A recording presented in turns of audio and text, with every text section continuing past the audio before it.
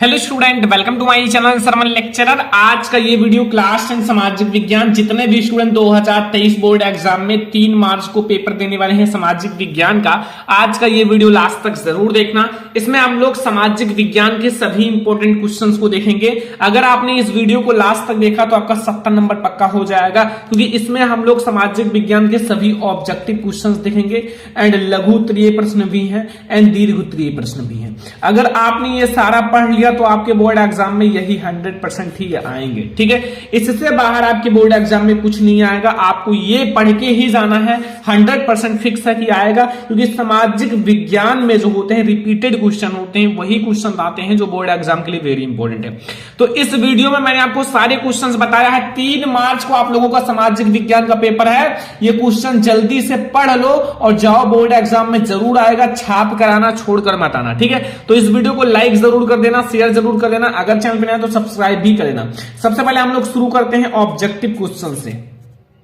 देखो, पहला प्रश्न आप लोग देखो, ये ऑब्जेक्टिव क्वेश्चन है सारे। ठीक है, आपके बहुविकल्पीय प्रश्न। जर्मनी का एकीकरण का श्रेय इनमें से किसे दिया जाता है? वेरी इंपॉर्टेंट है। अगर आप देखोगे तो बोर्ड एग्जाम के पेपर में कई बार पूछा गया है कि जर्मनी के एकीकरण का श्रेय इनमें से किसे दिया जाता है।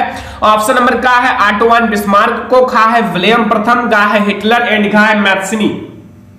तो जर्मनी के एकीकरण का श्रेय इन चारों में से किसे दिया जाता है? ऑटो वन बिस्मार्क को, या फिर ऑटो वन बिस्मार्क को जर्मनी के एकीकरण का जनक माना जाता है, जो कि बहुत ज्यादा इंपॉर्टेंट क्वेश्चन आपके बोर्ड एग्जाम के लिए। आपको पूरा तैयार कर लेना, जितना क्वेश्चन बताने वाला हूं सारे स्टूडेंट आप लोग शॉर्ट नोट्स बनाओ, और शॉर्ट नोट्स में जितना मैं इंपॉर्टेंट क्वेश्चन बताता हूं उन सारे क्वेश्चन को नोट करना। ठीक है, दूसरा क्वेश्चन देखो, यहां प्रश्न नंबर 2 है कि राष्ट्रवाद का प्रारंभ जिस देश से हुआ है। जो राष्ट्रवाद है, राष्ट्रवाद का प्रारंभ किस देश से हुआ है? ऑप्शन नंबर का है जर्मनी, खा है आपका इटली एंड गा है इंग्लैंड एंड घा है इटली। ठीक है, यहां मैं इटली की जगह फ्रांस कर देता हूं। ठीक है, क्या कर देता हूं? फ्रांस। ध्यान से समझो, यहां मैं कर देता हूं फ्रांस। ठीक है, तो ये हमारा ऑप्शन नंबर घ जो है वो है फ्रांस। ठीक है, तो अब आप लोग बताओ कि राष्ट्रवाद का प्रारंभ जिस देश से हुआ है उस देश का क्या नाम है? तो उस देश का नाम है फ्रांस। क्या नाम है? फ्रांस। ठीक है, तो हमारा ऑप्शन नंबर घ जो है वो बिल्कुल सही है कि राष्ट्रवाद का प्रारंभ फ्रांस से हुआ है। क्वेश्चन नंबर 3 है नेपोलियन का पराजय कब हुआ? जो नेपोलियन है, नेपोलियन का पराजय कब हुआ? ऑप्शन नंबर का है 1814 में एंड खा है 1815 में, गा है 1816 में एंड 1817 में। तो बच्चा पार्टी नेपोलियन का पराजय, जो नेपोलियन है उनका पराजय कब हुआ इन चारों में से? तो ऑप्शन नंबर हमारा खा वाला बिल्कुल सही है। 1815 में जो है ना नेपोलियन का पराजय हुआ था। जो नेपोलियन थे उनका पराजय हुआ था। ठीक है, कब हुआ था? 1815 ईस्वी में। हमारा ऑप्शन नंबर खा जो है वो बिल्कुल सही है। क्वेश्चन नंबर 4 है कि सविनय अवज्ञा आंदोलन कब चलाया गया? जो सविनय अवज्ञा आंदोलन है वो कब चलाया गया? ऑप्शन नंबर का है 1920 में, खा है 1927 में, गा है 1930 में एंड घा है 1935 में। तो सविनय अवज्ञा आंदोलन बच्चों कब चलाया गया? ठीक है, बहुत ही ज्यादा इंपॉर्टेंट क्वेश्चन है। अगर आप पेपर देने वाले हो तो इस क्वेश्चन को जरूर तैयार करके जाना है। ठीक है, तो हमारा जो सविनय अवज्ञा आंदोलन है वो 1930 में हुआ था। कब हुआ था? 1930 में चलाया गया था सविनय अवज्ञा आंदोलन। ये हमारा है क्वेश्चन नंबर 4। अब हम लोग देखेंगे क्वेश्चन नंबर 5। क्वेश्चन नंबर 5 में आप लोग समझो, लिखा हुआ है महात्मा गांधी दक्षिण अफ्रीका से वापस कब लौटे? महात्मा गांधी जी दक्षिण अफ्रीका से वापस कब लौटे? आपको इसका सही आंसर बताना है। ऑप्शन नंबर का है 1914 में, खा है 1915 में, घा है 1918 में एंड घा है 1919 में। तो महात्मा गांधी जी दक्षिण अफ्रीका से वापस कब लौटे? बहुत ज्यादा इंपॉर्टेंट क्वेश्चन है बोर्ड एग्जाम के लिए। तो महात्मा गांधी जी दक्षिण अफ्रीका से 1915 में लौटे थे। कब लौटे थे? 1915 में महात्मा गांधी जी दक्षिण अफ्रीका से वापस आए थे। ठीक है, अगला क्वेश्चन देखो, क्वेश्चन नंबर 6 है चौड़ी चौड़ा घटना कांड किस वर्ष घटित हुआ? जो चौड़ी चौड़ा घटना है वो किस वर्ष घटित हुआ, ये आप लोगों को बताना है। ऑप्शन नंबर का है 1920 में, खा है 1921 में, गा है 1922 में एंड घा है 1925 में। तो स्टूडेंट चौड़ी चौड़ा घटनाकांड कब हुआ? तो वो हमारा राइट आंसर होगा 1922 में। कब हुआ था? 1922 में जो है ना चौड़ी चौड़ा घटनाकांड हुआ था। ये याद रखना, हमारा ऑप्शन नंबर गा जो है वो बिल्कुल सही है आपका। ठीक है, क्वेश्चन नंबर 6 का। तो स्टूडेंट अब हमारा है क्वेश्चन नंबर 7। क्वेश्चन नंबर 7 में क्या पूछ रहा है, ध्यान से देखो, बहुत ज्यादा इंपॉर्टेंट है बोर्ड एग्जाम के लिए। देखो इसमें पूछ रहा है कि महामंडी का प्रारंभ किस वर्ष हुआ। जो महामंडी है उसका प्रारंभ किस वर्ष हुआ।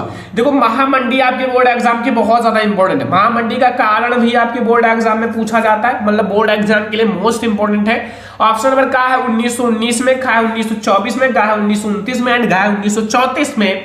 तो महामंडी का प्रारंभ किस वर्ष हुआ, आई होप कि आपको पता होगा। नहीं पता है तो मैं आप लोगों को बता देता हूं, महामंडी का प्रारंभ जो है 1929 में हुआ। कब हुआ, 1929 में महामंडी का प्रारंभ हुआ था। ये हमारा है क्वेश्चन नंबर 7। अब हमारा है क्वेश्चन नंबर 8। क्वेश्चन नंबर 8 में पूछ रहा है कि संयुक्त राष्ट्र संघ का मुख्यालय कहां पर स्थित है। संयुक्त राष्ट्र संघ का मुख्यालय कहां पर स्थित है स्टूडेंट। ऑप्शन नंबर का है वाशिंगटन, का है जिनेवा, का है न्यूयॉर्क एंड का है ऑस्ट्रिया। तो संयुक्त राष्ट्र संघ का मुख्यालय कहां पर स्थित है, सभी स्टूडेंट को नहीं पता होगा क्योंकि बहुत ज्यादा इंपॉर्टेंट क्वेश्चन है। तो ये हमारा न्यूयॉर्क में स्थित है। कहां है, न्यूयॉर्क में। तो संयुक्त राष्ट्र संघ का मुख्यालय हमारा न्यूयॉर्क में स्थित है, याद रखना। क्वेश्चन नंबर 9 देखो कि प्रथम विश्व युद्ध का प्रारंभ कब हुआ था। जो प्रथम विश्व युद्ध है, प्रथम विश्व युद्ध का प्रारंभ कब हुआ था। ऑप्शन नंबर का है 1914 में, का है 1919 में, का है 1939 में, का है 1942 में। तो प्रथम विश्व युद्ध का प्रारंभ कब हुआ था, 1914 में। ठीक है, याद रखना, बहुत ज्यादा इंपॉर्टेंट क्वेश्चन है। तो ये हमारा क्वेश्चन नंबर 9। चलो हम लोग देखते हैं क्वेश्चन नंबर 10। तो स्टूडेंट क्वेश्चन नंबर 10 है कि पंजाब में भूमि निम्नीकरण का मुख्य कारण क्या था। या पंजाब है, जो पंजाब है उसमें भूमि निम्नीकरण का मुख्य कारण क्या है। ऑप्शन नंबर का है गहन खेती, का है वनोन्मूलन, गा है अधिक सिंचाई एंड गा है अति पशुचारण। तो पंजाब में भूमि निम्नीकरण का मुख्य कारण क्या है, वो है अधिक सिंचाई। क्या है स्टूडेंट, अधिक सिंचाई। पंजाब में जो भूमि निम्नीकरण का मुख्य कारण है वो है अधिक सिंचाई, याद रखना, बहुत ज्यादा इंपॉर्टेंट है। यह है क्वेश्चन नंबर 10। अब हम लोग देखेंगे क्वेश्चन नंबर 11। क्वेश्चन नंबर 11 है कपास की खेती के लिए कौन सी मृदा उपयुक्त है। जो कपास की खेती जिसमें की जाती है उसके लिए कौन सी मृदा सबसे अच्छी होती है, सबसे अच्छी। ठीक है, ऑप्शन नंबर का है काली मृदा, का है लाल मृदा, गा है जलोढ़ मृदा एंड गा है लेटराइट मृदा। तो कपास की खेती के लिए कौन सी मृदा सबसे अच्छी होती है। कपास की खेती के लिए सभी स्टूडेंट को पता होगा, बहुत ही ज्यादा इंपॉर्टेंट क्वेश्चन है ये। ठीक है, तो कपास की खेती के लिए हमारी काली मृदा जो है ना वो सबसे अच्छा माना जाता है। कौन सी मृदा, काली मृदा जो है वो कपास की खेती के लिए सबसे अच्छा माना जाता है। और ये आप लोग याद रखना, बोर्ड एग्जाम के लिए बहुत ज्यादा इंपॉर्टेंट है। काली मृदा को काली कपास की मृदा भी कहते हैं। ठीक है, तो कपास की खेती के लिए काली मृदा सबसे अच्छी मानी जाती है। क्वेश्चन नंबर 12 है निम्न में से कौन अजैवीय संसाधन है। अजैवीय संसाधन बताना है स्टूडेंट। ऑप्शन नंबर का है चट्टाने, खा है पशु एंड गा है पौधे एंड घा है मछलियां। तो अजैवीय जिसमें जीव ना होते हो, ठीक है, जिसमें जीवन यापन नहीं होता, जिनकी प्राप्ति जीव मंडल से नहीं होती, वो निर्जीव होते हैं। ठीक है, तो इन चारों में से निर्जीव क्या है, पशु है या पौधे हैं या मछलियां हैं या चट्टाने हैं। तो हमारा चट्टाने जो है वो अजैवीय संसाधन है। ठीक है, चट्टाने हमारा सही है। तो क्वेश्चन नंबर 12 का हमारा का वाला ऑप्शन बिल्कुल सही है, चट्टाने। ठीक है, अगला क्वेश्चन देखो, क्वेश्चन नंबर 13 है कि चिपको आंदोलन संबंधित है। चिपको आंदोलन का नाम आप लोगों ने सुना होगा, बहुत ही ज्यादा इंपॉर्टेंट है बोर्ड एग्जाम के लिए। ठीक है, चिपको आंदोलन। ऑप्शन नंबर का है मृदा संरक्षण, खा है वन संरक्षण, गा है जल संरक्षण एंड घा है वायु संरक्षण। तो चिपको आंदोलन जो है स्टूडेंट वो किससे संबंधित है, सभी स्टूडेंट को पता होगा। चिपको आंदोलन, देखो चिपको आंदोलन में क्या था, मैं आपको छोटा सा समझाता हूं। जैसे ये एक पेड़ है, ठीक है, पेड़ है। अब इस पेड़ को काटने से रोकने के लिए पहले की जनता जो थी, कुछ महिलाएं थी, वो मतलब पेड़ से चिपक गई ताकि अगर आपको ये पेड़ काटना है तो पहले मुझे काटो। देखो कितना ज्यादा पेड़ के बचाव के लिए खुद की प्राण भी त्याग देते। आजकल क्या है, आजकल तो चाहे कटे और चाहे गिरे कोई असर नहीं पड़ता है, लेकिन पहले इन चीजों पर ध्यान दिया जाता था। तो इसलिए चिपको आंदोलन हमारा वन संरक्षण से संबंधित है, पेड़ पौधों से संबंधित है। आसान तरीके से समझ में आ गया होगा। अब आप कभी नहीं भूलोगे कि चिपको आंदोलन किससे संबंधित है। क्वेश्चन नंबर 14 देखो, सुंदरवन राष्ट्रीय पार्क किस राज्य में स्थित है। जो सुंदरवन राष्ट्रीय पार्क है वो किस राज्य में स्थित है, आपको यह बताना है। तो ऑप्शन नंबर का है असम में, खा है उड़ीसा में, गा है पश्चिम बंगाल में एंड घा है मध्य प्रदेश में। तो सुंदरवन राष्ट्रीय पार्क किस राज्य में स्थित है? तो सभी स्टूडेंट को पता होगा कि सुंदरवन राष्ट्रीय पार्क जो है वो पश्चिम बंगाल में स्थित है। कहां स्थित है? पश्चिम बंगाल में। ऑप्शन नंबर गा जो है वो बिल्कुल सही है। और ये सारे क्वेश्चंस आप कंप्लीट कर लो, बोर्ड एग्जाम में आएंगे ही आएंगे, आपको पूरा कंप्लीट करके ही बोर्ड एग्जाम में पेपर देने जाना है ये सारा क्वेश्चन, ठीक है। क्वेश्चन नंबर 15 आप लोग देखो यहां, इसमें क्या पूछ रहा है कि बहुउद्देशीय नदी घाटी परियोजना, जो बहुउद्देशीय परियोजना को किसने आधुनिक भारत मंदिर कहा? मतलब इन चारों में से जो बहुउद्देशीय परियोजनाओं को किसने आधुनिक भारत का मंदिर कहा है? ऑप्शन नंबर का है महात्मा गांधी, का है जवाहरलाल नेहरू, गा है विनोबा भावे एंड गा है अन्ना हजारे। तो किसने कहा था बहुउद्देशीय परियोजनाओं को किसने आधुनिक मंदिर कहा? तो वो हमारा राइट आंसर है स्टूडेंट जवाहरलाल नेहरू ने। किसने कहा था? जवाहरलाल नेहरू जी ने। तो ये हमारा है क्वेश्चन नंबर 15। अब हम लोग अगला क्वेश्चन देखेंगे जो बोर्ड एग्जाम के लिए सारे क्वेश्चन बहुत ज्यादा इंपॉर्टेंट है, सारा तैयार कर लो, पूरे बुक का है, हर एक चैप्टर से क्वेश्चंस हैं, ठीक है। तो ये हमारा क्वेश्चन नंबर 15। अब हम लोग देखेंगे क्वेश्चन नंबर 16। क्वेश्चन नंबर 16 में पूछ रहा है कि सलाल बांध किस नदी पर बना है? जो सलाल बांध है वो किस नदी पर बना है? क्वेश्चन नंबर 16 में पूछ रहा है सलाल बांध किस नदी पर बना है? ऑप्शन नंबर का है महानदी, खा है चिनाब एंड गा है सतलुज एंड गा है कृष्णा नदी। तो सलाल बांध स्टूडेंट पूछ रहा है सलाल बांध किस नदी पर बना है? तो सलाल बांध जो है वो चिनाब नदी पर बना है। किस नदी पर? चिनाब नदी पर बना है सलाल बांध। याद रखना, बहुत ज्यादा इंपॉर्टेंट क्वेश्चन है ये हमारा क्वेश्चन नंबर 16। क्वेश्चन नंबर 17 देखो, इनमें से कौन सी रबी की फसल है? कौन सी रबी की फसल है? ठीक है, देखो तीन फसल होती है, रबी की फसल, खरीफ की फसल। ये दोनों आपके बोर्ड एग्जाम के लिए इंपॉर्टेंट है, ठीक है। तो ऑप्शन नंबर का है चावल, खा है मोटे अनाज, गा है ज्वार तिल एंड घा है आपका चना या काला चना। तो आपका रबी की फसल इन चारों में से कौन है? तो इन चारों में से जो बच्चों रबी की फसल है वो हमारा है चना या फिर काला चना। चना या फिर काला चना जो है वो इन चारों में रबी की फसल है, ठीक है। याद रखना, क्वेश्चन नंबर 17 नंबर क्वेश्चन है। क्वेश्चन नंबर 18 देखो आप लोग यहां कि निम्नलिखित में से कौन सी एक रेशेदार फसल है? देखो फसल भी बहुत ज्यादा पूछा जाता है, रेशेदार पूछा गया, खरीफ पूछ सकता है, रबी की फसल पूछ सकता है, जायद की फसल पूछ सकता है। मतलब बोर्ड एग्जाम में पेपर में कुछ भी पूछ सकता है। अगर आप चैप्टर को कंप्लीट किए हो तो अच्छी बात है, नहीं किए हो तो चैप्टर के जितने इंपॉर्टेंट क्वेश्चन है उसको पढ़ो, क्योंकि बोर्ड एग्जाम अब नजदीक है। ऑप्शन नंबर का है जूट, खा है कॉफी, गा है जौ एंड घा है रबड़। तो कौन सी एक रेशेदार फसल है जिसके अंदर रेशे होते हैं? ये क्वेश्चन तो सारे स्टूडेंट को पता होगा, जो जूट को देखा होगा उनको ये क्वेश्चन का आंसर पता होगा, क्योंकि जूट के अंदर रेशे होते हैं, इसलिए हम लोग इस फसल को, जूट को जो है ना रेशेदार फसल कहते हैं, क्योंकि इसके अंदर रेशे होते हैं, इसलिए हम लोग इसे रेशेदार फसल कहते हैं, ठीक है। याद रहेगा ना। ये हमारा क्वेश्चन नंबर 18। अब हम लोग देखेंगे क्वेश्चन नंबर 19। क्वेश्चन नंबर 19 में है कि झारखंड में स्थित कोडरमा निम्नलिखित में से किस खनिज का अग्रणी उत्पादक है? तो क्वेश्चन नंबर 19 में यही पूछा है कि झारखंड में स्थित जो कोडरमा है निम्नलिखित में से किस खनिज का अग्रणी उत्पादक है?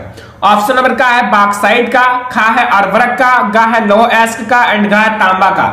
तो झारखंड में स्थित कोडरमा बहुत बार पढ़ाया है बोर्ड एग्जाम के लिए, ठीक है, बहुत बार मैंने इसको पढ़ा रखा है, क्योंकि बहुत ज्यादा इंपॉर्टेंट क्वेश्चन है, इसलिए मैं आपको पढ़ा रहा हूं, रिवीजन करा रहा हूं कि आपका सारा क्वेश्चन रिवाइज रहे, जितने इंपॉर्टेंट क्वेश्चन है सब कुछ। तो वो हमारा अर्वरक का अग्रणी उत्पादक है। किस चीज का? अर्वरक का। तो झारखंड में स्थित जो कोडरमा है वो अर्वरक का अग्रणी उत्पादक है। याद रखना क्वेश्चन नंबर 19, ठीक है। क्वेश्चन नंबर 20 है कि एंथ्रेसाइट का संबंध किस खनिज से है? एंथ्रेसाइट का संबंध किस खनिज से है आप लोगों को बताना है। ऑप्शन नंबर का है हमारा तांबा, खा है सोना, गा है बॉक्साइट एंड घा है कोयला। तो एंथ्रेसाइट का संबंध किससे है? बहुत ज्यादा इंपॉर्टेंट क्वेश्चन है। तो एंथ्रेसाइट का संबंध हमारा कोयला से है। किससे है स्टूडेंट? कोयला से, ठीक है। ये हमारा क्वेश्चन नंबर 20 है। अब हम लोग क्वेश्चन नंबर 21 देखें। क्वेश्चन नंबर 21 देखो कि निम्न में से कौन सा परिवहन साधन भारत में प्रमुख साधन है? निम्न में से कौन सा परिवहन साधन है जो भारत में प्रमुख साधन है? अपने माइंड से बताओ कि कौन सा परिवहन साधन इन चारों में से है जो सबसे अच्छा है। अपना गेस करो, पाइपलाइन या रेल परिवहन या सड़क परिवहन या वायु परिवहन। अगर आपको कोई सामान लाना है, किसी चीज को एक स्थान से दूसरे स्थान पर ले जाना है, तो आप किस चीज का प्रयोग करोगे? वायु परिवहन का, या पाइपलाइन का, या रेल परिवहन का? आई होप कि आप लोग सबसे सरल और सबसे अच्छा परिवहन सड़क परिवहन का उपयोग करोगे। ठीक है, बहुत सारे ऐसी चीजें हैं जो आपके लिए बहुत ज्यादा इंपॉर्टेंट है सड़क परिवहन में। ठीक है, तो इसलिए हमारा सड़क परिवहन सबसे अच्छा है, सबसे सरल है और सबसे कम लागत में है।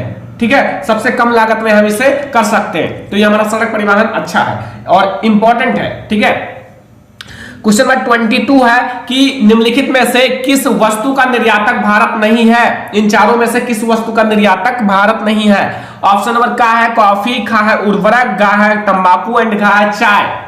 तो इन चारों में से आपको यह बताना है कि किस वस्तु का निर्यातक भारत नहीं है। निम्नलिखित में से किस वस्तु का निर्यातक जो है भारत नहीं है? तो इन चारों में से किसका निर्यातक भारत नहीं है? उर्वरक का। किसका? उर्वरक का निर्यातक जो है ना स्टूडेंट, वो भारत नहीं है। याद रखना, बहुत ज्यादा इंपॉर्टेंट क्वेश्चन है, 22 नंबर क्वेश्चन है और जितना क्वेश्चन बता रहा हूं बहुत ज्यादा इंपॉर्टेंट है। ठीक है, सारा क्वेश्चन कंप्लीट करो, बोर्ड एग्जाम के लिए मेहनत करो। क्वेश्चन नंबर 23 है, इनमें से कौन सा पतन, ठीक है पत्तन कर दो इसको, पूर्वी तट पर स्थित है जो अंतः स्थलीय तथा अधिकतम गहराई का पत्तन है तथा पूर्ण सुरक्षित है? ऑप्शन नंबर का है चेन्नई, या खा है आपका पारादीप, या यहां आपका क्वेश्चन नंबर गा है, सॉरी गा वाला ऑप्शन है तूतीकोरिन एंड घा है विशाखापट्टनम। ठीक है, विशाखापट्टनम। तो इसका राइट आंसर क्या होगा? तो इसका राइट आंसर होगा विशाखापट्टनम। क्या होगा? विशाखापट्टनम हमारा राइट आंसर है। ये हमारा क्वेश्चन नंबर 23। क्वेश्चन नंबर 24 देखो, बेल्जियम की राजधानी है। बेल्जियम की राजधानी कहां है बच्चा? बेल्जियम की राजधानी ब्रुसेल्स, या ब्राजील, या बैंकॉक, या न्यूयॉर्क? बेल्जियम की राजधानी बहुत ज्यादा इंपॉर्टेंट है और आपके बोर्ड एग्जाम में आ भी सकता है, तो ये याद रखना, ब्रुसेल्स जो है ना वो है बेल्जियम की राजधानी, और आप लोग तैयार कर लो। ये हमारा ऑप्शन नंबर का जो है वो बिल्कुल सही है। ठीक है, और ये हमारा क्वेश्चन नंबर 24 जो आपको बिल्कुल कंप्लीट कर लेना है बोर्ड एग्जाम के लिए। क्वेश्चन नंबर 25 पर अब आ जाओ, सारा क्वेश्चन तैयार करो। निम्नलिखित में से कौन सा संघीय राज्य नहीं है? निम्नलिखित में से कौन सा संघीय राज्य नहीं है? इन चारों में से कौन है जो संघीय राज्य नहीं है? मणिपुर है, या हिमाचल प्रदेश, या अरुणाचल प्रदेश, या फिर दिल्ली? तो कौन सा है जो संघीय राज्य नहीं है? संघीय राज्य देखो, मणिपुर एक राज्य है, हिमाचल प्रदेश भी एक राज्य है, अरुणाचल प्रदेश भी एक राज्य है, बट दिल्ली जो है ना ये एक राज्य नहीं है, ये एक सिटी है, शहर है। ठीक है, तो हमारा ये जो होगा दिल्ली जो है ना ये हमारा एक संघीय राज्य नहीं है। ठीक है, समझ में आ गया ना? क्वेश्चन नंबर 26 अब हम लोग देखेंगे कि निम्नलिखित में से कौन सा संघीय सूची का विषय है? संघीय सूची या समवर्ती सूची दोनों एक ही है। ठीक है, अगला ऑप्शन है रक्षा, या कृषि, या व्यापार, या शिक्षा। तो निम्नलिखित में से कौन सा संघीय सूची का विषय है? संघीय सूची का विषय कौन सा इन चारों में से? तो वो हमारा है रक्षा जो है ना वो संघीय सूची का विषय है, याद रखना। क्वेश्चन नंबर हमारा 26 का ऑप्शन नंबर का जो है वो बिल्कुल सही है। ठीक है, 26 नंबर क्वेश्चन का। 27 नंबर क्वेश्चन देखो कि निम्न में से किस राज्य की प्रति आय सर्वाधिक है? निम्न में से किस राज्य की प्रति आय सबसे ज्यादा माना जाता है, सबसे अधिक प्रति आय है? ऑप्शन नंबर का है हरियाणा का, खा है बिहार का, गा है राजस्थान एंड गा है मेघालय। तो निम्नलिखित में से किस राज्य की प्रति आय सबसे ज्यादा है ये आपको बताना है बच्चा। तो हमारा हरियाणा जो है ना इसमें प्रति आय सबसे ज्यादा, एक व्यक्तियों की प्रति आय सबसे ज्यादा है हरियाणा का। किसका है स्टूडेंट? हरियाणा का जो है वो सबसे ज्यादा माना जाता है और हमारा यही वाला ऑप्शन नंबर का जो है वो बिल्कुल सही है। क्वेश्चन नंबर 28 देखो कि सार्वजनिक और निजी क्षेत्रक आधार पर विभाजित है। जो सार्वजनिक क्षेत्रक है और निजी क्षेत्रक है ये किस आधार पर विभाजित है? रोजगार की शर्तें पर, या आर्थिक गतिविधि के स्वभाव पर, या उद्यमों को स्वामित्व पर, या उद्यम में नियोजित श्रमिकों की संख्या पर? तो इसमें हमारा राइट आंसर होगा स्टूडेंट उद्यमों के स्वामित्व पर। किस पर? उद्यमों के स्वामित्व पर हमारा है क्वेश्चन नंबर 28 का ऑप्शन नंबर गा जो है बिल्कुल सही है और आप लोग बिल्कुल तैयार करो बोर्ड एग्जाम के लिए। ठीक है, अब हम लोग देखेंगे क्वेश्चन नंबर 29। तो हमारा क्वेश्चन नंबर 29 है कि विश्व व्यापार संगठन की स्थापना कब हुई? विश्व व्यापार संगठन की स्थापना कब हुई? ऑप्शन नंबर का है 1 जनवरी 1993 में, खा है 1 जनवरी 1995 में, एंड गा है 1 जनवरी 1990 में, एंड गा है 1 जनवरी 1985 में। अब इसमें तो सारा एक ही जैसा दिख रहा है, कोई किसी से कम नहीं है, सारा ऑप्शन तो लग रहा है एक जैसा, केवल थोड़ा थोड़ा चेंजेस किया गया है। ठीक है, तो इसमें हमारा जो राइट आंसर होगा थोड़ा सा ध्यान से याद करना, क्योंकि इसमें गलती कर सकते हो। तो हमारा 1 जनवरी 1995 जो है वो बिल्कुल सही है। 1995 कौन सा है? 1995 याद रखना, बहुत ज्यादा इंपॉर्टेंट क्वेश्चन है। 30 नंबर क्वेश्चन है कि भारत में उपभोक्ता संरक्षण अधिनियम कब पारित किया गया? भारत में जो उपभोक्ता संरक्षण अधिनियम है वो कब पारित किया गया? ऑप्शन नंबर का है 1982 में, खा 1984 में, गा है 1985 में, एंड गा है 1986 में। तो भारत में जो उपभोक्ता संरक्षण अधिनियम है वो 1986 में पारित किया गया। कब पारित किया गया? 1986 में पारित किया गया। ठीक है, ठीक है। जर्मनी है, जर्मनी एकीकरण की प्रक्रिया का संक्षेप में पता लगाइए। मतलब जो जर्मनी का एकीकरण हुआ था उसके बारे में आप लोगों को अच्छे से बताना है। जो जो आपको पता है, चैप्टर में जितना पढ़ा है जर्मनी के एकीकरण के बारे में वो आप लोगों को बताना है। ठीक है, तो ये बहुत ज्यादा इंपॉर्टेंट है। और एक क्वेश्चन इसी रिलेटेड छोटे क्वेश्चन में आता है कि जर्मनी का एकीकरण कब हुआ? ठीक है, जर्मनी के एकीकरण में महत्वपूर्ण भूमिका किसका था? तो इसी में आपका इसी क्वेश्चन में वो सारी चीजें आ जाएंगी। ठीक है, तो ये बहुत ज्यादा इंपॉर्टेंट होता है इन सारे क्वेश्चंस को पढ़ना, और बोर्ड एग्जाम में ये 4 या फिर 7 मार्क्स का आता है। तो देखो, राष्ट्रवादी भावनाएं, जो राष्ट्रवादी भावनाएं होती हैं वो मध्यवर्गीय, जो मध्य वर्ग के लोग थे, ठीक है, जर्मन में काफी ज्यादा व्याप्त थी। मतलब एक राष्ट्रवादी भावना है जो मध्यवर्गीय जर्मन में काफी ज्यादा व्याप्त थी। उन्होंने 1848 की बात है, 1848 में जर्मन महासंघ के विभिन्न इलाकों को जोड़कर एक निर्वाचित संसद द्वारा शासित राष्ट्र राज्य बनाने का प्रयास किया। ठीक है, वो भी एक काम करना चाहे, वो क्या है कि एक क्या बनाना चाहे? संसद। ठीक है, यानी कि 1848 की बात है में जब महासंघ के विभिन्न इलाकों को जोड़कर एक निर्वाचित संसद द्वारा शासित राष्ट्र राज्य बनाने का प्रयास किया था। ठीक है, मगर ये जो पहल था, इस बात को, इस कहानी को राजशाही, जो मतलब राजशाही थे, ठीक है, और फौज की ताकत, और जो फौज थी, ठीक है, राजशाही और ये जो फौज की ताकत है ना, मिलकर दबा दिया। मतलब दबा दिया कि इस बात को बाहर ना आए और ये काम ना संभव हो। ठीक है, तो इसलिए जो राजशाही है और जो फौज की ताकत है उन्होंने मिलकर इन सारे बात को दबा दिया। ठीक है, तो जो राजशाही और फौज की ताकत ने मिलकर दबा दिया, और उनका जो है प्रशा के जो बड़े भूस्वामी है, मतलब जिनके पास बहुत ज्यादा खेत है, जमीन है, जायदाद है, बड़े भूस्वामी ने भी समर्थन किया। ठीक है, इस बात को दबाने के लिए। उसके बाद ठीक है, प्रशा ने राष्ट्रीय एकीकरण के आंदोलन का नेतृत्व संभाल लिया। उसके बाद जो प्रशा ने राष्ट्रीय एकीकरण का आंदोलन का जो है नेतृत्व संभाल लिया। ठीक है, उसके बाद जो मुख्यमंत्री है ना, मतलब उसके मुख्यमंत्री, जो इसका मुख्यमंत्री है इस एकीकरण का, वो है ऑटोमान बिस्मार्क, जो इस प्रक्रिया का जनक है। चाहे आप उससे मुख्यमंत्री कहो या फिर जर्मनी के एकीकरण का जनक कहो। ठीक है, जिसने प्रशा की जो सेना है और नौकरशाही की मदद ली, जो प्रशा की सेना है और उनकी जो नौकरशाही है उनकी मदद ली। और 7 वर्ष के दौरान, 7 वर्ष के बाद ऑस्ट्रिया, डेनमार्क और फ्रांस, 3 देश, ऑस्ट्रिया, डेनमार्क और फ्रांस से 3 युद्धों में प्रशा की जीत हुई। मतलब तीनों युद्धों में किसकी जीत हुई? प्रशा की जीत हुई। ठीक है, और एकीकरण की प्रक्रिया पूरी हुई, और जो जर्मनी का एकीकरण हो रहा था वो प्रक्रिया भी पूरी हो गई। और राजा विलियम प्रथम है को जर्मनी का सम्राट घोषित किया गया। प्रथम सम्राट राजा विलियम प्रथम को ही घोषित किया गया। ये भी क्वेश्चन बोर्ड एग्जाम में ऑब्जेक्टिव में आता है। तो इस तरह जो 1871 में जर्मनी का एकीकरण हुआ। अब ये क्वेश्चन बहुत बार आया कि जर्मनी का एकीकरण कब हुआ, ठीक है, और किसको पहला राजा घोषित किया गया? राजा विलियम प्रथम। और जर्मनी के एकीकरण का जनक कौन है? Ottoman Bismarck. ये ऑब्जेक्टिव क्वेश्चन बोर्ड एग्जाम में आते हैं। ठीक है, तो ये भी आपका कंप्लीट हो गया, यहां से कुछ ऑब्जेक्टिव्स भी, और आपका जर्मनी का एकीकरण पूरा कंप्लीट हो गया। कोई आपको प्रॉब्लम नहीं होगा, बहुत ज्यादा इंपॉर्टेंट है इसलिए मैंने आप लोगों को पढ़ा दिया। ठीक है, अब एक काम आप लोगों को करना है कि इटली का एकीकरण का संक्षेप में आप लोगों को याद करना है। इसको आप लोग कहीं से भी, बुक से भी, गाइड से ही, कहीं से भी आप ढूंढ कर इसका आंसर आप लोग लिखो अपने तरफ से। HW है, ठीक है, इतना तो करना पड़ेगा। बोर्ड एग्जाम में अच्छे मार्क्स लाना है तो आपको भी मेहनत करना है और हम तो मेहनत कर ही रहे हैं, ठीक है। तो इटली का एकीकरण आप लोग याद कर लेना, यहां से आपका 2 क्वेश्चन इंपॉर्टेंट कंप्लीट हो जाएगा। जर्मनी का एकीकरण, इटली का एकीकरण, ठीक है। और ऑब्जेक्टिव क्वेश्चन आप लोग देख लेना जो मैंने बना रखा है, ठीक है। तो ये हमारा हो गया 2 क्वेश्चन। एक है जर्मनी का एकीकरण जो मैंने आपको अच्छे से बता दिया, और इटली का एकीकरण आप लोगों को तैयार करना है, ठीक है। तो ये आप लोग समझ गए।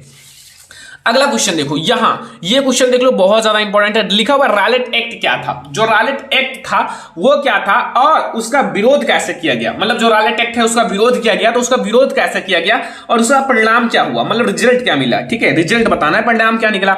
तो सबसे पहले हम लोग समझेंगे रॉलेट एक्ट के बारे में। ये कानून है जो कि काफी बेकार कानून था, ठीक है। तो रॉलेट एक्ट जो है 1919 ईस्वी में पारित एक ऐसा कानून था। जो रॉलेट एक्ट है ना, वो कब पारित किया गया? 1919 ईस्वी में, जब जलियांवाला बाग हत्याकांड हुआ था ना, तभी अमृतसर में, ठीक है। तो इसी का विरोध कर रहे थे सारे लोग, ठीक है। तो रॉलेट एक्ट जो है 1919 ईस्वी में पारित एक ऐसा कानून था जिसमें भारतीयों पर, जो भारतीय लोग थे, जो भारत के लोग थे, ठीक है, पर किसी तरह के मुकदमे को चलाए बिना, मतलब किसी भी तरह के मुकदमे को चलाए बिना शंका के आधार पर गिरफ्तार कर 2 साल के लिए जेल में बंद किया जा सकता था।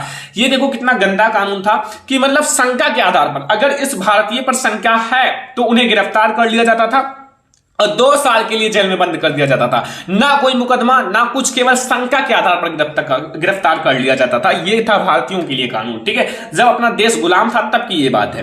तो ये है हमारा रॉलेट एक्ट की डिफिनीशन और क्या होता है ये, ठीक है। अब परिणाम क्या है देखो, अंग्रेजों ने जो राष्ट्रवादी भावनाएं, जो राष्ट्रवादियों पर, ठीक है, दमन शुरू करने के साथ मार्शल लॉ कानून कर दिया, ठीक है। तो अंग्रेज जो थे, अंग्रेजों ने राष्ट्रवादियों पर, जो राष्ट्रवादी लोग थे, पर दमन शुरू करने के साथ साथ मार्शल लॉ कानून भी लगा दिया, जो कि अच्छा कानून नहीं था।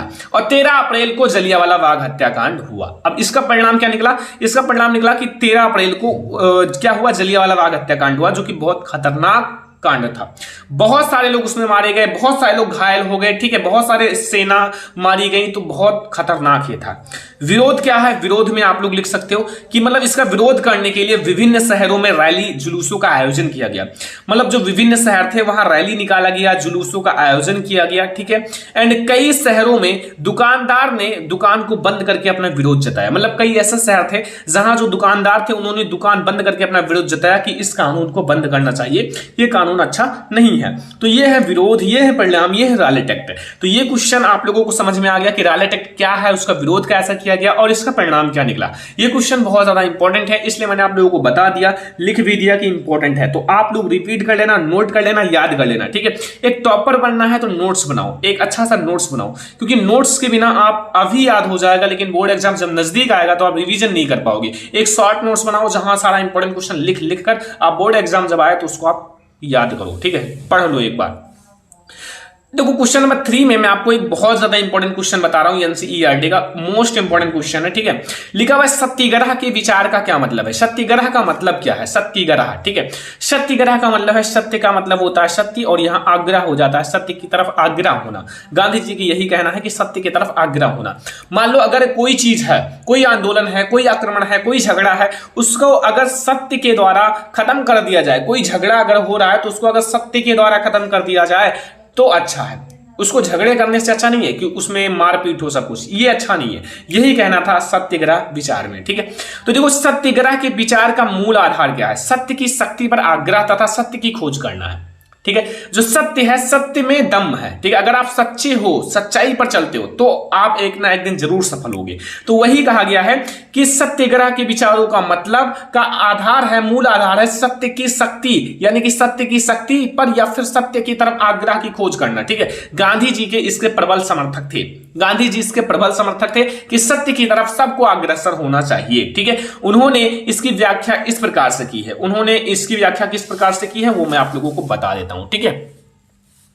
मैं आपको 3 पॉइंट में समझाऊंगा, तीनों पॉइंट में आप समझ जाना, ठीक है। ज्यादा पॉइंट नहीं ले रहा हूं कि आप लोगों को दिक्कत हो, ऐसा नहीं होगा, ठीक है। पहला, अगर आपका उद्देश्य सच्चा है, अगर आपकी मतलब उद्देश्य सच्चा है, अगर आप मेहनत कर रहे हो तो आप लाइफ में सक्सेस होंगे।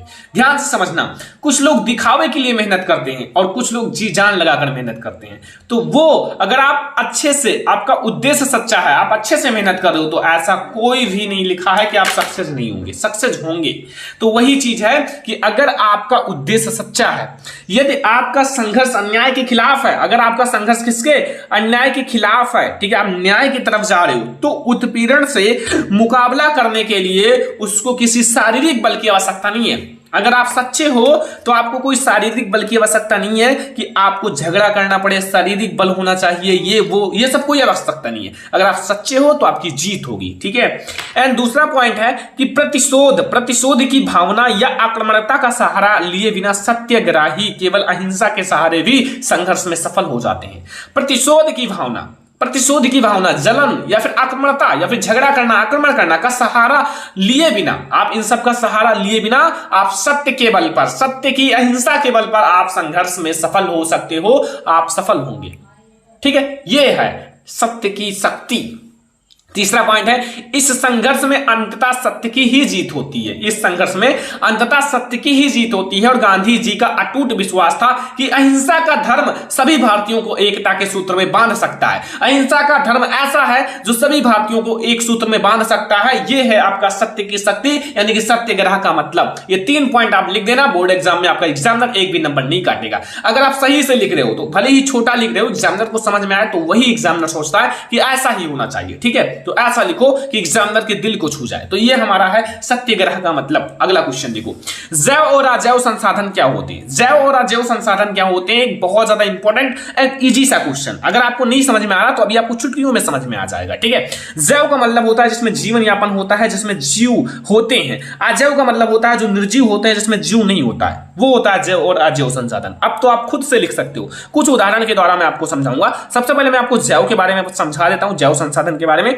वे संसाधन जिनकी प्राप्ति जीवमंडल से होती है। जीवमंडल से अगर जिसकी प्राप्ति होगी तो उसमें जीवन व्याप्त होगा, उसमें जीवन यापन होगा, ठीक है। तो मतलब जीवमंडल से होती है और जिसमें जीवन व्याप्त होता है, जिसमें जीवन व्याप्त होता है वो जैव संसाधन कहलाता है, ठीक है। अब जैव संसाधन का आप लोग एग्जाम्पल क्या लिखोगे? अपने खुद माइंड से सोचो कि जैव संसाधन का एग्जाम्पल हम लोग क्या लिख सकते हैं। इतना तो आप लोग सोच सकते हो, क्योंकि इतना आप लोगों की सोचने की शक्ति है। नहीं सोच सकते हो, आप लोगों को पता है, मुझे पता है कि आप जीनियस स्टूडेंट हो, सब कुछ पता है क्योंकि आप हमारे स्टूडेंट हो, तो ये सब पता है। बट मैं आपको बता देता हूं, जैसे मनुष्य है, मनुष्य की प्राप्ति कहां से हुई है? जीवमंडल से हुई है। तो बच्चों मनुष्य में लिख देता हूं, मैं आपको बहुत अच्छे से समझाऊंगा। देखो, मनुष्य की प्राप्ति जीवमंडल से होती है, इनके अंदर जीवन व्याप्त होता है, पाचन श्वसन उत्सर्जन सब कुछ करते हैं, ठीक है।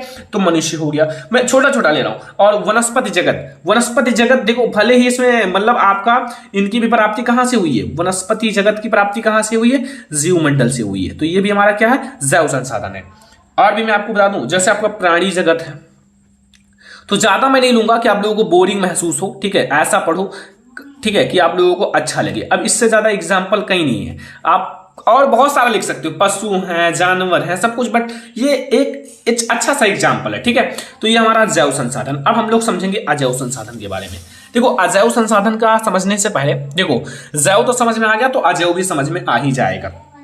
अजैव संसाधन वे सारे संसाधन जो निर्जीव वस्तुओं से बने होते हैं। वे सारे संसाधन जो निर्जीव वस्तुओं से बने होते हैं अजैव संसाधन कहलाते हैं, ठीक है। 2 बार मैंने लिख दिया, अजैव संसाधन कहलाते हैं। चलो एक ही बार रहने दो, अजैव संसाधन कहलाता है, ठीक है। अब सोचोगे कि इसका राइट आंसर क्या होगा, हम लोग एग्जाम्पल क्या लिखें? तो बहुत आसान है, चट्टाने निर्जीव होती है ना, जहां रहती हैं वहीं रहती हैं, कभी इधर से उधर नहीं होंगी, तो चट्टाने होंगी। और हमारा धातुएं हैं, ठीक है, बहुत सारी है जो आप लिख सकते हो, धातुएं हैं, तत्व हैं, सब कुछ, ठीक है, आदि। बस यही 2 आप याद रखना, ज्यादा ना याद करो, ठीक है। 2 ही याद करो कि आपको याद भी रहे लॉन्ग टाइम तक, ठीक है। ऐसा नहीं कि आप 50 एग्जाम्पल याद कर लो और आपको एक भी ना याद रहे, डिसमिस रहो, ये जैव है, अजैव है, जैव है, जैव है, ऐसे करके आप भूल जाओगे। याद उतना करो जितना आपकी क्षमता है, ठीक है। अगला, जल दुर्लभता क्या है? जल दुर्लभता क्या है और इसके मुख्य कारण क्या है, ठीक है। जल दुर्लभता, देखो जल की दुर्लभता होना, कमी होना, जैसे जल के विशाल भंडार तथा नवीकरणीय गुणों के होते हुए भी यदि जल में कमी महसूस हो जाए तो उसे हम लोग जल दुर्बलता कहते हैं, जल में कमी होना। ठीक है, जैसा कि पता है कि आगे ऐसा भविष्यवाणी किया गया है कि जल में कमी होगी। विभिन्न क्षेत्रों में जल की कमी या दुर्लभता के लिए निम्नलिखित कारण उत्तरदायी हो सकते हैं। जैसे पहला, बढ़ती हुई जनसंख्या। बढ़ती हुई जनसंख्या बहुत सारी चीजों के लिए हो सकता है हानिकारक, प्रदूषण के लिए हानिकारक है, जल की दुर्लभता के लिए हानिकारक है, बहुत सारी चीजों के लिए हानिकारक है। ठीक है, क्योंकि बढ़ती जनसंख्या, अगर एक लोग हैं तो वो कम जल पिएंगे, लेकिन अगर वही उसी परिवार में 15 लोग हो गए तो भैया 15 लोग उतना ही जल पिएंगे तो जल की दुर्लभता होगी ही, कमी होगी ही। अगर एक लोग प्रदूषण कर रहे हैं तो कम है, अगर वही 15 लोग करेंगे तो फिर प्रदूषण फैलेगा ही। तो वही बढ़ती जनसंख्या आप एग्जाम्पल अच्छे से लिख सकते हो कि जल अधिक जनसंख्या के घरेलू उपयोग में भी ही नहीं बल्कि अधिक अनाज उगाने के लिए भी चाहिए। देखो, जल अधिक जनसंख्या के घरेलू उपयोग केवल पीने के लिए, केवल खाना बनाने के लिए, केवल नहाने के लिए ही नहीं बल्कि अनाज उगाने के लिए भी चाहिए। अतः अनाज का उत्पादन बढ़ाने के लिए जल संसाधनों का अतिशोषण करके सिंचित क्षेत्र को बढ़ा दिया जाता है। तो जल की बहुत ज्यादा उपयोगिता है, घर में होता ही है, अगर खेत की सिंचाई करना है तो उसके लिए भी जल की उपयोगिता है। तो इसलिए जल को बचाकर रखो, बढ़ती जनसंख्या को थोड़ा सा कम करो। ठीक है, ज्यादा जनसंख्या बढ़ाना भी देश के लिए हानिकारक है, सभी के लिए हानिकारक है। अगला देखो, जल का असमान वितरण। जल का असमान जब वितरण किया जाता है, जैसे जल का, देखो भारत में बहुत से क्षेत्र ऐसे हैं जहां सूखा पड़ता है, बहुत से क्षेत्र ऐसे हैं जहां सूखा पड़ता है और वर्षा बहुत कम होती है। ऐसे क्षेत्रों से भी जल दुर्लभता या जल की कमी देखी जा सकती है। जहां कम वर्षा होती है, सूखा पड़ते हैं, तो भाई वहां अवश्य ही जल की दुर्लभता होगी, जल की कमी होगी। ठीक है, तो बहुत सारे ऐसे भी क्षेत्र हैं जहां जल की मतलब जल को फालतू में वेस्ट किया जाता है, तो वो लोग ना करें तो ज्यादा अच्छा है, किसी के लिए काम आए जल तो ज्यादा अच्छा रहेगा। ठीक है, ये दूसरा पॉइंट है। अगला पॉइंट देखो, तीसरा नंबर पॉइंट यहां समझ लो, निजी कुएं या फिर नलकूप। बहुत से किसान हैं अपने खेतों में निजी कुएं व नलकूपों से सिंचाई करके उत्पादन बढ़ा रहे हैं, मतलब उत्पादन को बढ़ा रहे हैं, कैसों भी उत्पादन को बढ़ा रहे हैं, खाने के लिए व्यवस्था कर रहे हैं। ठीक है, बढ़ा रहे हैं, किंतु इसके कारण लगातार भूभाग जो भूजल का स्तर नीचे गिर रहा है। इसके कारण ही जब जल को ज्यादा निकाला जा रहा है तो उसका जो जल का स्तर है वो नीचे गिर रहा है और लोगों के लिए जल की उपलब्धता में कमी हो रही है। ये 3 पॉइंट आप बोर्ड एग्जाम में लिख कर आना। एग्जामिनर का ऐसा नहीं कि एग्जामिनर आपको नंबर नहीं देगा, फुल नंबर देगा। 1 नंबर, आधा नंबर, आधा से आधा नंबर भी काटने से सोचेगा कि कैसे काटूं, हैंड राइटिंग अच्छी होनी चाहिए थोड़ी सी, बस। ठीक है, तो आप लोग खुद से मत हारो और बोर्ड एग्जाम की तैयारी लगातार करो। ये हमारा तीसरा पॉइंट है, इससे ज्यादा आपको नहीं लिखना है। ठीक है, अगला देखो, सड़क परिवहन के 3 गुण बताइए।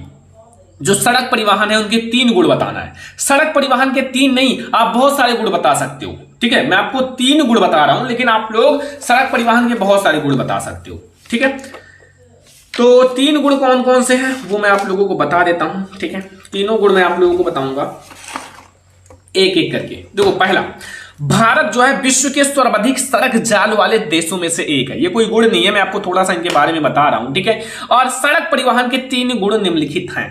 3 गुण निम्नलिखित हैं, जैसे पहला मैं आपको बताऊंगा, दूसरा और तीसरा, लेकिन आप इसको खुद के मन से भी लिख सकते हो, क्योंकि सड़क पर आप क्या करते हो, बिना सड़क के आपका कोई काम नहीं होगा। अगर आपको मार्केट जाना है तो भी सड़क की आवश्यकता है, अगर कोई सामान घर से बाहर ले जाना है तो भी सड़क की आवश्यकता है। ठीक है, तो पहले मैं आपको एक एक पॉइंट को समझाता हूं। पहला, सड़क परिवहन जो है अन्य परिवहन साधनों के उपयोग से एक कड़ी के रूप में कार्य करता है, जैसे सड़कें हैं, रेलवे हैं, वायु है, सब कुछ। ठीक है, ये पहला पॉइंट है, छोटा सा है। दूसरा, सड़कों का निर्माण लागत कम होती है। जो सड़कों का निर्माण लागत है वो अन्य परिवहन की अपेक्षा कम होती है और यह ऊबड़ खाबड़ स्थानों पर भी बनाया जा सकता है। अब आपको तीसरा पॉइंट नहीं लिखा है, तीसरा पॉइंट मैं आपको खुद के मन से बता रहा हूं। ठीक है, तीसरा पॉइंट आप लोग लिख लेना कि जैसे जो यह है या फिर सड़क है, सड़क, ठीक है, या फिर यह कुछ भी लिख सकते हो। सड़क जो है घर घर, जैसे घर घर सेवाएं, देखो घर घर, मैं आपको खुद से बता रहा हूं, जैसे घर घर सेवाएं उपलब्ध कराता है कि नहीं। ठीक है, कराता है कि नहीं, आप अपने मन से बताओ कि मतलब अगर कोई चीज ले जाना है सड़कों के द्वारा ही ले जाओगे, कोई वाहन आपको सड़क पर ही जाएगा तो वो घर घर सेवाएं उपलब्ध कराता है कि नहीं, करवाता है ना। तो वही चीज मैं आपको बता रहा हूं कि अपने मन से लिखो, कोई गलत नहीं रहेगा, एग्जामिनर काटेगा नहीं अगर आप सही से लिखे हो। ठीक है, तथा सामान चढ़ाने, जैसे कोई भी सामान है चढ़ाने व उतारने की, जैसे देखो अगर कोई चीज है, ठीक है, सड़कों के द्वारा लाते हो तो वो सामान चढ़ाने व फिर उतारने में कम लागत लगता है, कम पैसे लगते हैं। ठीक है, की लागत क्या है, की लागत भी अपेक्षाकृत कम है। और अगर वही चीज आप किससे लाते हो, मान लो वायुयान से लाते हो, तो भाई उससे काफी ज्यादा पैसे खर्च होंगे। ठीक है, तो वही चीज ये है, वही चीज मैं आपको लिख रहा हूं, एक एग्जाम्पल के तौर पर मैं लिख रहा हूं कि बच्चों को समझ में आए। बस यही 3 गुण आप याद रखना सड़क परिवहन का, फिर आपका सारा चीज कंप्लीट हो जाएगा। ठीक है, अगला क्वेश्चन देखो, ये बहुत ज्यादा इंपॉर्टेंट है, अलग अलग पूछा जाता है। मैं एक में लिख लिया हूं, लेकिन अलग अलग बोर्ड एग्जाम में पूछा जाता है कि खुली बेरोजगारी या प्रच्छन्न बेरोजगारी से आप क्या समझते हो। प्रच्छन्न बेरोजगारी को गुप्त बेरोजगारी भी कहा जाता है। ठीक है, ये अलग अलग पूछ लेता है। आप लोग एक साथ में आपको बता रहा हूं। देखो, खुली बेरोजगारी सबसे पहले हम देखेंगे। देखो, बेरोजगारी का मतलब बेरोजगार होना। ठीक है, कि उनके पास कोई रोजगार नहीं है, वो मतलब रोजगार के लिए इधर उधर भटक रहे हैं। ठीक है, तो खुली बेरोजगारी का मतलब है कि वह परिस्थिति जिसमें किसी भी देश, कोई भी देश है, किसी भी देश में श्रम शक्ति तो अधिक है, मतलब श्रम शक्ति का मतलब है काम करने वाले लोग अधिक हैं, किंतु औद्योगिक ढांचा छोटा है। क्योंकि जो उनका औद्योगिक ढांचा है वो छोटा है, मतलब देश क्या है, छोटा सा है, लेकिन इसमें काम करने वाले बहुत सारे लोग हैं। तो फिर क्या होगा कि श्रम को काम नहीं मिलेगा, और वो काम करने योग्य हैं, उनके पास इतनी शक्ति है कि वो बड़े बड़े बोझा को उठा सकते हैं, बड़े बड़े काम कर सकते हैं, पर वह सारी श्रम शक्ति को नहीं खपा कर पाता, खत्म कर पाती है। खपा का मतलब होता है खत्म करना। ठीक है, नहीं खपा कर पाता, अर्थात श्रमिक जो है काम करना चाहता है, किंतु उसे काम नहीं मिलता। देखो, श्रमिक काम करने के लिए इच्छुक है, काम करना चाहता है, लेकिन उसे काम नहीं मिलता, और यह बेरोजगारी भारत के अधिकतर औद्योगिक क्षेत्र में पाई जाती है। और यही बेरोजगारी